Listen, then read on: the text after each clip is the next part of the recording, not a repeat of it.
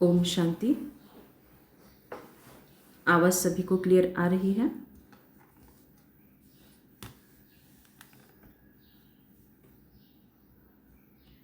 मुरली का डेट है 17 अप्रैल 2026। संपूर्ण मुरली सुनते हुए बाबा की पावरफुल याद में सुने और मुरली में जहाँ भी हाईलाइट करेंगे कम से कम उन पॉइंट्स को अपने डायरी में लिखे ही लिखे। मुरली के पॉइंट्स लिखना ये मुरली की सेवा है, यज्ञ की सेवा है। इससे हमने हाथों से जो भी पाप कर्म किए थे 2500 साल, उस सभी पाप कर्मों को विनाश करने का एक सहज तरीका है मुरली के पॉइंट्स को लिखना। तो इस पुरुषार्थ को ज़रूर करना। ओम शांति। प्रातः मुरली मधुबन से। बाप दादा कहे, मीठे बच्चे, पावन बनो तो रूहानी सेवा के लायक बनेंगे। देही अभिमानी बच्चे रूहानी यात्रा पर रहेंगे और दूसरों को भी यही यात्रा कराएंगे। तो आज मुरली का टाइटल ही जो है वो इतना सोना है कि कम से कम 10 बार उसको डायरी में लिखना और उसके ऊपर चिंतन करना। प्रश्न है, संगम पर तुम बच्चे जो कमाई करते हो यही सच्ची कमाई है, कैसे? उत्तर, अभी की जो कमाई है वह 21 जन्म तक चलती है, इसका कभी भी देवाला नहीं निकलता। तो यहाँ पे 21 जन्म कौन से? सतयुग के 8, त्रेता के 12 हो गए 20। तो ये फिर 21 जन्म कौन सा? हमारा संगम युग का। तो अभी की जो कमाई है वह 21 जन्म तक चलती है, इसका कभी भी देवाला नहीं निकलता। ज्ञान सुनना और सुनाना, याद करना और कराना, यही है सच्ची सच्ची कमाई, जो सच्चा सच्चा बाप ही तुम्हें सिखलाता है। तो भले यहाँ पे सामने भले कमेंट्री करने के लिए कोई भी निमित्त बने, मुरली सुनाने के लिए भी कोई निमित्त बने, लेकिन ये जो योग है वो बाबा ही कराते हैं और मुरली जो है बाबा ही सुनाते हैं। तो ज्ञान सुनना और सुनाना, एक है स्थूल रूप से इन कानों से ज्ञान सुनना, एक इन मुख से ज्ञान को सुनाना।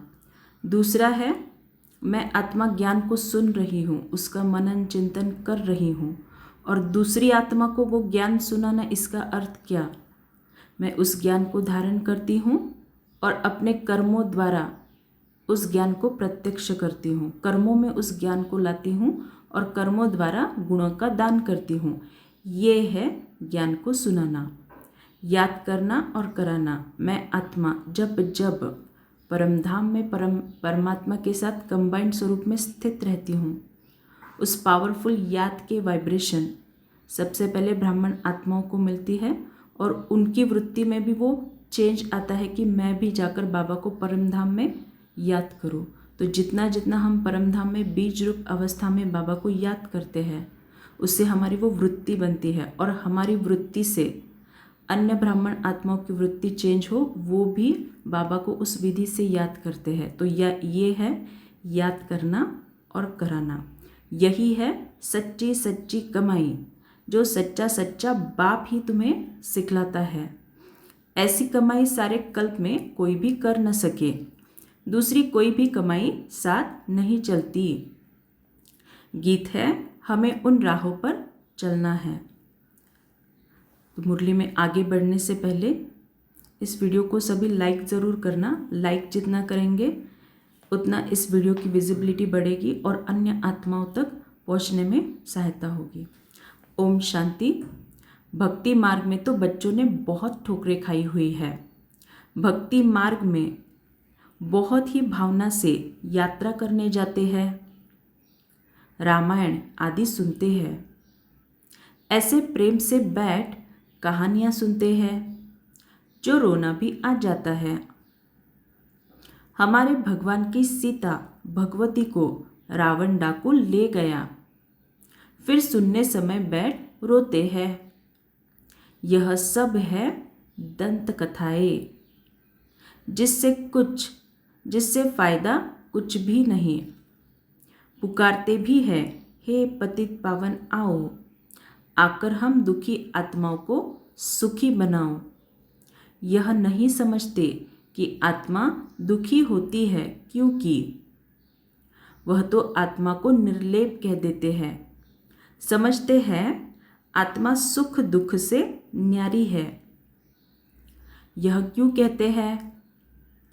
क्योंकि समझते हैं परमात्मा सुख दुख से न्यारा है, तो बच्चे फिर सुख दुख में कैसे आएंगे? इन सब बातों को अब बच्चों ने समझा है। इस ज्ञान मार्ग में भी कभी ग्रहचारी बैठती है, कभी कुछ होता है, कभी प्रफुल्लित रहते, कभी मुरझाया हुआ चेहरा रहता है।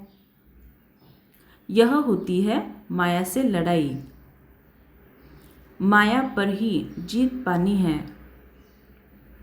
जब बेहोश होते हैं तब संजीवनी बूटी दी जाती है, मन मना भव।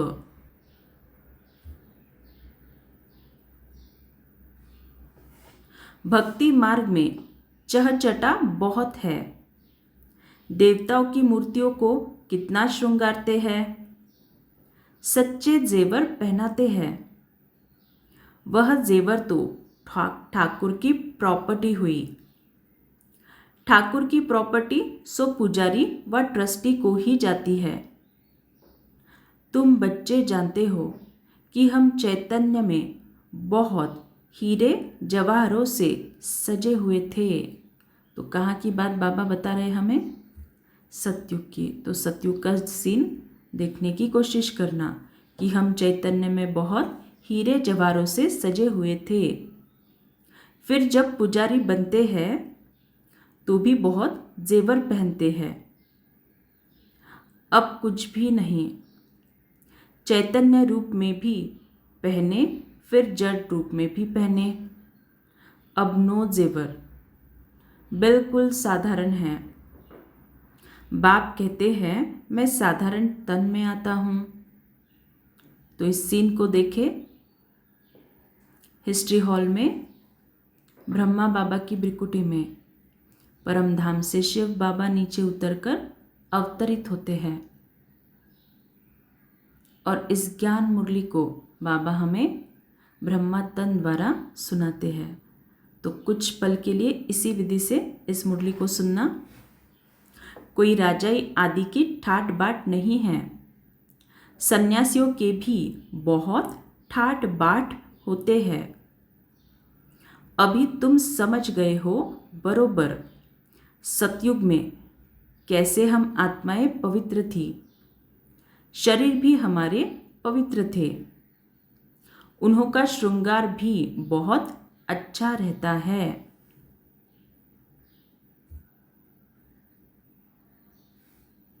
कोई खूबसूरत होते हैं तो उनको श्रृंगार का भी शौक रहता है। तुम भी खूबसूरत थे तो बहुत अच्छे अच्छे जेवर पहनते थे। हीरो के बड़े हार आदि पहनते थे। बाबा यहाँ पे दोनों तरीके से बता रहे, एक तो सतयुग के दृश्य हमें दिखा रहे हैं, साथ साथ हम जो पुरुषार्थ कर रहे हैं उसकी सूक्ष्मता भी बाबा बता रहे हैं। तुम भी खूबसूरत थे तो बहुत अच्छे अच्छे जेवर पहनते थे। तो सतयुग में खूबसूरत थे तो जेवर भी अच्छे अच्छे पहनते थे। तो यहाँ भी जो जितना खूबसूरत होगा इस ज्ञान और योग द्वारा वो उतने अच्छे अच्छे जेवर माना ज्ञान की धारणा प्रैक्टिकल रूप में करेगा। हीरो के बड़े हार आदि पहनते थे तो जितना जो ज्ञानी तू आत्मा उतना वो ज्ञान की धारणा, इस ज्ञान रत्नों की ज़्यादा से ज़्यादा प्रैक्टिकल धारणा करेगा। मतलब हीरो के बड़े हार आदि पहनते थे तो इसी का एवजा हमें सतयुग में मिलता है, हीरो के बड़े बड़े हार। मैं आत्मा जितना जितना यहाँ पे ज्ञान की प्रैक्टिकल रूप में धारणा करूँगी उतना ही ये इन ज्ञान रत्नों का श्रेष्ठ प्रालक मुझे सतयुग में मिलेगा। तो यहाँ पे हम सूक्ष्म में धारण करते हैं, इसीलिए वहाँ पे हमें स्थूल रूप में श्रेष्ठ प्रालक मिलता है। यहाँ हर चीज़ सावरी है। देखो गौए भी सावरी होती गई। बाबा जब श्रीनाथ द्वारे गया था तो बहुत अच्छी गौवें थी। श्री कृष्ण की गौवें बहुत अच्छी दिखाते हैं। यहाँ तो देखो कोई कैसे है, क्योंकि कलयुग है। ऐसी गौवें वहाँ होती नहीं। तुम बच्चे विश्व के मालिक बनते हो। तुम्हारी सजावट भी वहाँ ऐसी सुंदर रहती है। विचार करो, गौवें तो ज़रूर होनी चाहिए। वहाँ की गौवों का गोबर भी कैसा होता होगा। तो बाबा कितना गहराई से बता रहे हैं।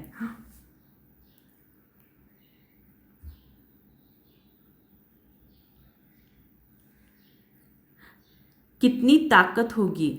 जमीन को खाद चाहिए ना, खाद डाली जाती है तो अच्छा अनाज पैदा होता है। वह सब चीज़ें अच्छी ताकत वाली होती है। यहाँ तो कोई चीज़ में ताकत नहीं है। हर एक चीज़ बिल्कुल ही पावरलेस हो गई है। बच्चियाँ सूक्ष्म वतन में जाती थी, कितने अच्छे अच्छे बड़े फल खाती थी, शुभी रस आदि पीती थी। यह सब साक्षात्कार कराते थे। माली वहाँ कैसे फल आदि काट कर देते हैं। सूक्ष्म वतन में तो फल आदि हो न सके। यह साक्षात्कार होता है। वैकुंठ तो फिर भी यहाँ होगा ना। मनुष्य समझते हैं वैकुंठ कोई ऊपर में है। वैकुंठ न सूक्ष्म वतन में न मूल वतन में होता है, यहाँ ही होता है। यहाँ जो बच्चियाँ साक्षात्कार करती है वह फिर इन आँखों से देखेंगे। जैसी पोजीशन ऐसी सामग्री भी रहती है। राजाओं के महल देखे कैसे अच्छे अच्छे होते हैं। जयपुर में बहुत अच्छे अच्छे महल बने हुए हैं। सिर्फ महल देखने के लिए मनुष्य जाते हैं तो भी टिकट रहती है। खास वह महल देखने के लिए रखते हैं, खुद फिर और महलों में रहते हैं, सो भी अभी कलयुग में। यह है ही पतित दुनिया। कोई अपने को पतित समझते थोड़े ही है। तुम अभी समझते हो हम तो पतित थे, कोई काम के नहीं थे, फिर हम गोरा बनेंगे। वह दुनिया ही फर्स्ट क्लास होगी। यहाँ भल अमेरिका आदि में फर्स्ट क्लास महल है, परंतु वहाँ की भेंट में यह तो कुछ नहीं है, क्योंकि यह तो अल्पकाल का सुख देने वाले हैं। वहाँ तो फर्स्ट क्लास महल होते हैं।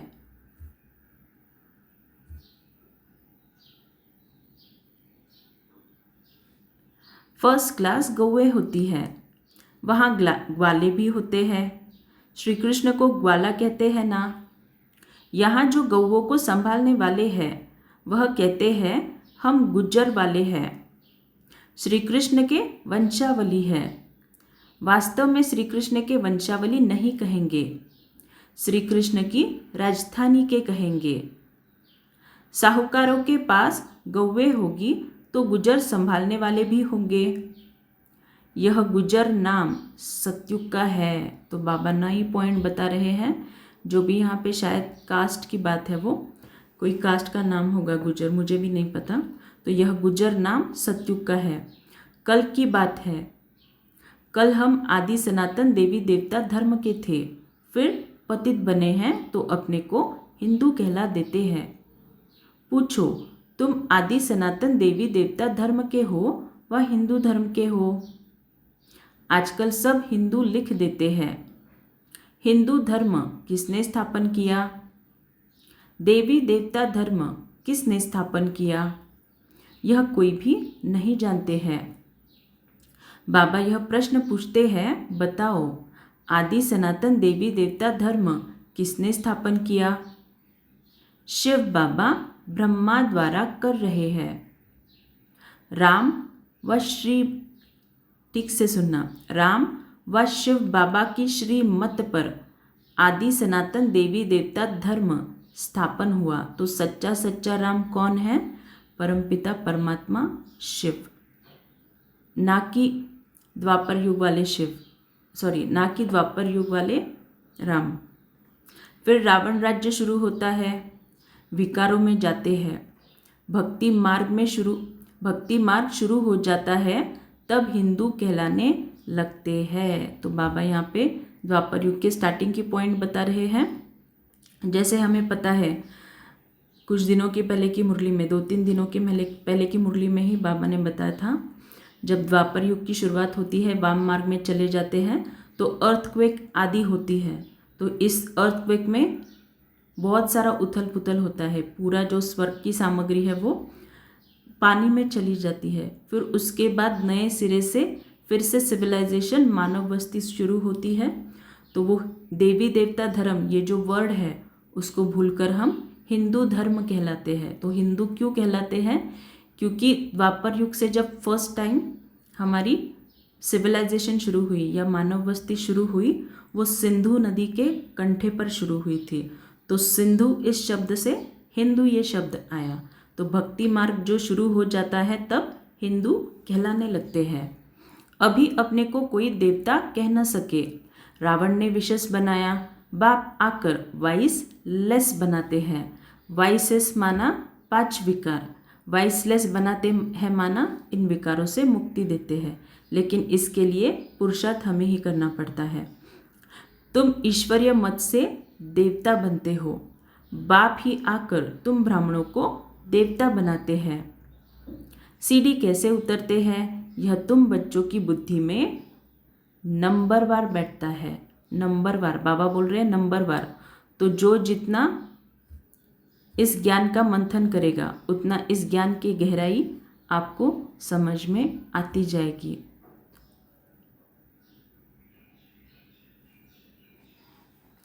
तुम जानते हो और भी सभी मनुष्य आसुरी मत पर चल रहे हैं और तुम ईश्वरीय मत पर चल रहे हो। तो ईश्वरीय मत पर चलना माना इस ज्ञान को प्रैक्टिकल में धारण करना।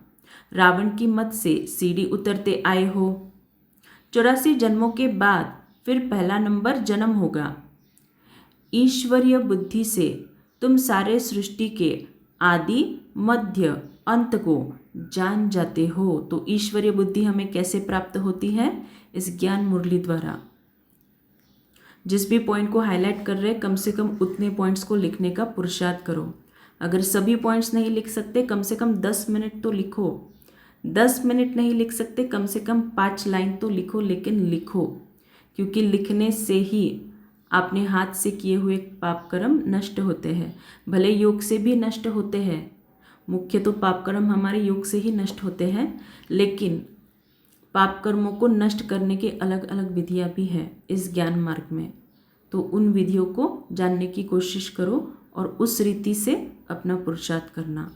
वैसे हम जब भोग लगाते हैं तो भोग लगाने से भी हमारी कितनी तो भोगनाएं कई गुना कम हो जाती है। माना लाइफ में परिस्थितियाँ होती हैं, लेकिन उस परिस्थिति का आत्मा के ऊपर असर होना बन जाता है केवल यथार्थ रीति से भोग लगाने से। और उसमें भी अगर आप अमृत वेले भोग लगाते हो तो उसका जो एवजा मिलता है उसका आप किसी के साथ कंपेयर भी नहीं कर सकते। यह तुम्हारा जीवन बहुत अमूल्य है, इनकी बहादुरी है, जबकि बाप आकर हमको इतना पावन बनाते हैं। हम रूहानी सेवा के लायक बनते हैं। वह है जिस्मानी सोशल वर्कर जो देह अभिमान में रहते हैं। तुम देही अभिमानी हो, आत्माओं को रूहानी यात्रा पर ले जाते हो।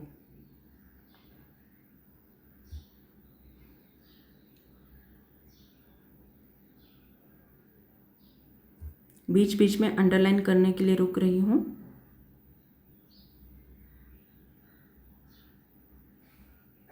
तुम देही अभिमानी हो, यात्रा आत्माओं को रूहानी यात्रा पर ले जाते हो। बाप समझाते हैं तुम सतोप्रधान थे, अभी तमोप्रधान बने हो। सतोप्रधान को पावन, तमोप्रधान को पतित कहा जाता है। आत्मा में ही खाद पड़ी है, आत्मा को ही सतोप्रधान बनना है। जितना याद में रहेंगे उतना पवित्र बनेंगे, नहीं तो कम पवित्र बनेंगे। तो चेक करना हमें पूरा पवित्र बनना है या कम पवित्र बनना है। अगर पूरा पवित्र बनना है तो पावरफुल बीजरूप अवस्था का योग, पापों का बोझा सिर पर रह जाएगा। आत्माएं तो सभी पवित्र होती है, फिर हर एक का पाठ अलग है, सबका एक जैसा पाठ हो न सके। तो आज बार बार इस पॉइंट को जितना हो सके उतना रिपीट करना। हर एक का पाठ अलग अलग है, सबका एक जैसा पाठ हो न सके। तो इस पॉइंट को भी अगर आप यथार्थ रीति से धारण करेंगे तो दिन भर में कितनी ना आत्माओं के प्रति आपके जो व्यर्थ संकल्प चलते हैं वो चलना स्टॉप हो जाएगा। सबसे ऊंच बाबा का पाठ, फिर ब्रह्मा सरस्वती का कितना पाठ है? जो स्थापना करता है वही पालना भी करता है। बड़ा पाठ उनका है। तो स्थापना कौन करते हैं? परमपिता परमात्मा शिव। तो सबसे बड़ा पाठ शिव बाबा का। पहले है शिव बाबा, फिर है ब्रह्मा सरस्वती जो पुनर्जन्म में आते हैं। शंकर तो सिर्फ सूक्ष्म रूप धारण करते हैं। ऐसे नहीं कि शंकर कोई शरीर का लोन लेते हैं, श्री कृष्ण को अपना शरीर है। तो आज बाबा शंकर जी का राज बता रहे हैं। कई लोगों को लगता है कि शंकर का भी जन्म होता है क्या, तो बाबा यहाँ पे क्लियर कर बता रहे हैं। यहाँ सिर्फ शिव बाबा शरीर का लोन लेते हैं। पतित शरीर पतित दुनिया में आकर सेवा करते हैं, मुक्ति जीवन मुक्ति में ले जाने की। तो बाबा की सबसे मुख्य सेवा हम सभी बच्चों को मुक्ति जीवन मुक्ति का वर्षा देना। मुक्ति का वर्षा माना परम धाम में 2500 साल तक ऐसे ही रहना। जो कि द्वापर युग से आने वाले वो तो 2500 साल परम धाम में रहेंगे मुक्ति में। जीवन मुक्ति का वर्षा माना सतयुग का वर्षा। लेकिन वो सतयुग का वर्षा कब मिलेगा? जब मैं आत्मा यहाँ पे परिस्थितियों में रहते हुए, सामने से कई आत्माओं से मुझे बहुत सारे हिसाब किताब आ रहे हैं, लेकिन उस हिसाब किताब का मुझ आत्मा पर शून्य प्रभाव, परिस्थिति का मुझ आत्मा पर शून्य प्रभाव। तो ये जो शून्य प्रभाव वाली अवस्था है उसे कहते हैं जीवन मुक्त अवस्था। उसका प्रभाव शून्य, साथ साथ उन परिस्थितियों में रहते मैं आत्मा खुश। ये है जीवन मुक्त अवस्था, बेफिक्र बादशाह की अवस्था। तो पतित शरीर पतित दुनिया में आकर सेवा करते हैं मुक्ति जीवन मुक्ति में ले जाने की। पहले मुक्ति में जाना पड़े। नॉलेजफुल एक ही बाप पतित पावन है, उनको ही कहते हैं शिव बाबा। तो हर रोज़ की मुरली में बाबा के लिए जो महिमा आती है ना, उसको तो लिखना ही लिखना। क्योंकि इसको लिखने की जब हम सेवा करते हैं ना, लिखते समय मुझ आत्मा से उस महावाक्य के वाइब्रेशन निकलते हैं और सारे कल्पवृक्ष में फैलते हैं। हर आत्मा के अंदर उस महावाक्य का बीज पड़ता है। फिर जब अंत में प्रत्यक्षता होगी तो वो बीज ऑटोमेटिकली फलीभूत होके आपकी इस लिखने की सेवा का आपका खाता जमा हो जाएगा सेवा के अंदर। शंकर को बाबा कहते शोभता नहीं है। शिव बाबा अक्षर बहुत मीठा है। शिव के ऊपर कोई अग चढ़ाते हैं, कोई क्या चढ़ाते हैं, कोई दूध भी चढ़ाते हैं। बाप बच्चों को अनेक प्रकार की समझानी देते रहते हैं। बच्चों के लिए समझाया जाता है सारा मदार योग पर है, योग से ही विकर्म विनाश होंगे। अभी आगे का सुनना। योग वाले को ज्ञान की धारणा भी अच्छी होगी। इसी का मतलब क्या? अगर कोई ज्ञान की धारणा नहीं कर रहा है तो समझना योग में कहीं पे गड़बड़ है। अगर बहुत सारा व्यर्थ संकल्प चला रहे हैं तो समझना ट्रैफिक कंट्रोल, अशरीरी स्थिति और कंबाइंड स्वरूप तीनों में 100% गड़बड़ है। अपनी धारणा में चलते रहेंगे क्योंकि फिर सुनाना भी पड़ता है। यह है नई बात। भगवान ने जिन्हों को डायरेक्ट सुनाया उन्होंने ही सुना, फिर तो यह ज्ञान रहता ही नहीं। अभी बाप तुमको जो सुनाते हैं वह अभी तुम सुनते हो। धारणा होती है फिर तो प्रारब्ध का पार्ट बजाना होता है। देखो बाबा क्लियर यहाँ पे बता रहे हैं। यहाँ पे हम ज्ञान को सुनते हैं और जब इसकी धारणा होती है तब हमें सतयुग में इसका श्रेष्ठ प्रालब्ध बनता है, श्रेष्ठ प्रालब्ध मिलता है। ज्ञान सुनना सुनाना अभी होता है, माना ज्ञान को मैंने सुना और इस ज्ञान को धारण करना प्रैक्टिकल में, ज्ञान को प्रैक्टिकल में धारण करना अर्थात ही कर्मों से गुणों का दान करना, ये है आत्मा रूप से, माना बिना कुछ बोले ज्ञान को सुनाना। तो ज्ञान को सुनना और सुनाना अभी होता है, सतयुग में यह पार्ट नहीं होगा। वहाँ तो है ही प्रालब्ध का पार्ट। मनुष्य बैरिस्ट्री पढ़ते हैं, फिर बैरिस्टर बन कमाते हैं। यह कितनी बड़ी कमाई है, इनको दुनिया वाले नहीं जानते, तुम जानते हो। सच्चा बाबा हमको सच्ची कमाई करा रहे हैं। इनका कभी देवाला निकल न सके। अभी तुम सच की कमाई करते हो, वह फिर 21 जन्म साथ रहती है। वह कमाई साथ नहीं देती, यह साथ देने वाली है, तो ऐसी कमाई को साथ देना चाहिए।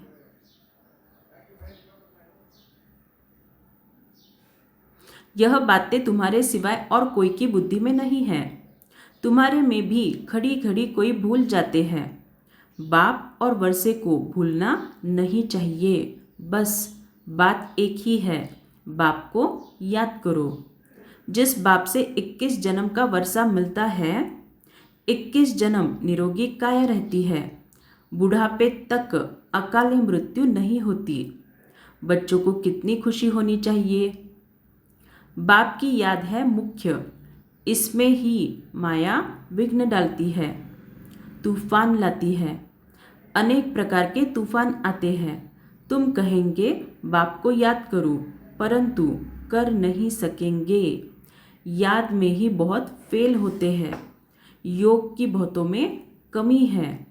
जितना हो सके योग में मजबूत होना चाहिए। बाकी बीज और झाड़ का ज्ञान कोई बड़ी बात नहीं है। तो जो लोग कहते हैं कि हमें यथार्थ योग, हम योग में नहीं रह सकते, बहुत सारे तूफान आते हैं, बार बार व्यर्थ चलता है, आपके बहुत सारे प्रॉब्लम्स होते हैं, तो अगर उन प्रॉब्लम्स को सॉल्व करना है ना, तो यूट्यूब के वीडियोस नहीं सुनना।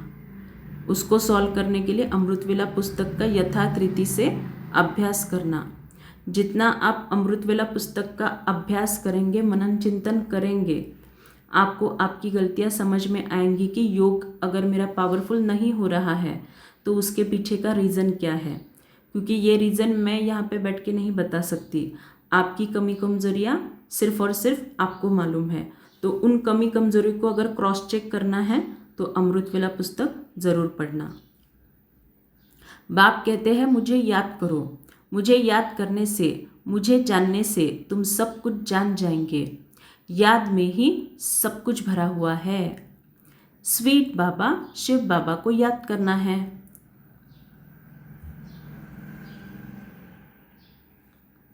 ऊंचते ऊंच है भगवान, श्रेष्ठ ते श्रेष्ठ वह है। ऊंच से ऊंच वर्षा देते हैं 21 जन्म के लिए। सदा सुखी अमर बनाते हैं। तुम अमरपुरी का मालिक बनते हो, तो ऐसे बाप को बहुत याद करना चाहिए। बाप को याद नहीं करेंगे तो और सब कुछ याद आ जाएगा। अच्छा, मीठे मीठे सिकिल दे बच्चों प्रति माता पिता बाप दादा का याद प्यार और गुड मॉर्निंग। रूहानी बाप की रूहानी बच्चों को नमस्ते। हम रूहानी बच्चों की रूहानी माता पिता बाप दादा को याद प्यार गुड मॉर्निंग और नमस्ते। शुक्रिया बाबा, आपका पद्मा पदम शुक्रिया। एक मुरली में बाबा ने कहा था, दिन प्रतिदिन जैसे जैसे ये यज्ञ आगे बढ़ता जाएगा वैसे वैसे मुरलियाँ शॉर्ट होती जाएगी। और अभी मुझे ये आभास हो रहा है कि सच में कुछ दिनों से ये मुरलियाँ सच में शॉर्ट हो रही है। क्योंकि पहले कम से कम 35-40 मिनट्स लगता था मुरली पढ़ने के लिए, और अभी बहुत जल्दी ख़त्म हो रही है। स्टार्टिंग में जब बाबा ब्रह्मा बाबा साकार रूप में थे, तब मुरली कम से कम 2-2.5 घंटे चलती थी। तो सोचो कितने पेजेस की मुरली होगी वो। धारणा के लिए मुख्य सार, यह ईश्वरीय जीवन बहुत बहुत अमूल्य है। इस जीवन में आत्मा और शरीर दोनों को पावन बनाना है। रूहानी यात्रा में रहकर दूसरों को यही यात्रा सिखानी है। तो दूसरों को ये यात्रा कैसे सिखाएंगे? ये नहीं कि बाबा ने किसी को कमेंट्री करने के निमित्त बनाए तो वही यात्रा सिखा सकती है, ऐसा बिल्कुल भी नहीं। आप जितना जितना बाबा के साथ परम धाम में वो पावरफुल बीज रूप अवस्था में 1-1 मिनट का भले ट्रैफिक कंट्रोल करते हो, तो उससे आपकी वृत्ति चेंज होती है और वो आपकी चेंज हुई वृत्ति जो है दूसरे ब्राह्मण आत्माओं को याद कराने की वृत्ति क्रिएट करने के लिए हेल्प करती है। तो ये है खुद याद में रहकर दूसरों को रूहानी याद में रहना सिखलाना। जितना हो सके सच की कमाई में लग जाना है। निरोगी बनने के लिए याद में मजबूत होना है। आज का वरदान, शरीर को ईश्वरीय सेवा के लिए अमानत समझकर कार्य में लगाने वाले नष्टो मोहा भव। शरीर को ईश्वरीय सेवा के लिए अमानत समझकर कार्य में लगाने वाले नष्टो मोहा भव। जैसे कोई की अमानत होती है तो अमानत में अपनापन नहीं होता, ममता भी नहीं होती है। तो यह शरीर भी ईश्वरीय सेवा के लिए एक अमानत है। यह अमानत रूहानी बाप ने दी है, तो ज़रूर रूहानी बाप की याद रहेगी। अमानत समझने से रूहानियत आएगी, अपनेपन की ममता नहीं रहेगी। यही सहज उपाय है निरंतर योगी नष्टो मोहा बनने का। तो अब रूहानियत की स्थिति को प्रत्यक्ष करो। स्लोगन, वानप्रस्थ स्थिति में जाना है तो दृष्टि वृत्ति में भी पवित्रता को अंडरलाइन करो। तो वृत्ति में पवित्रता माना सामने वाली आत्मा कितना भी गलत कर रही हो, चाहे खुद के लाइफ में गलत बिहेव कर रही हो या मेरे साथ भी गलत बिहेव कर रही हो, मेरा काम क्या है? बस उसकी ब्रिकुटी में उसकी अनादि स्वरूप में देखने का पुरुषार्थ करना है। बस ना उसके कोई अवगुण देखने हैं या फिर उसके अवगुण किसी को बताने हैं। बस ये एक अगर हम पुरुषार्थ तीव्र गति से करते ना, तीव्र गति से, तो बाबा यहाँ पे जो बोल रहे हैं ना, दृष्टि वृत्ति में भी पवित्रता को लाना, ये सहज रीति से आप धारण मतलब प्रत्यक्षता में ला सकते हो आपके प्रैक्टिकल स्वरूप में। अव्यक्त इशारे, आपका हर बोल महान हो, हर मनसा संकल्प हर आत्मा के प्रति मधुर हो, हर एक को ऊंचा उठाने का स्वभाव, मधुरता का स्वभाव, निर्माणता का स्वभाव हो। मेरा स्वभाव ऐसा है, यह कभी नहीं बोलना मेरा कहाँ से आया। मेरा तेज बोलने का स्वभाव है, मेरा आवेश में आने का स्वभाव है। स्वभाव के वश होना यही माया है, अब माया जीत बनो। अभिमान व दिल शिकस्त होने के, ईर्ष्या व आवेश में आने के स्वभाव का परिवर्तन करो। Thank you so much. ओम शांति।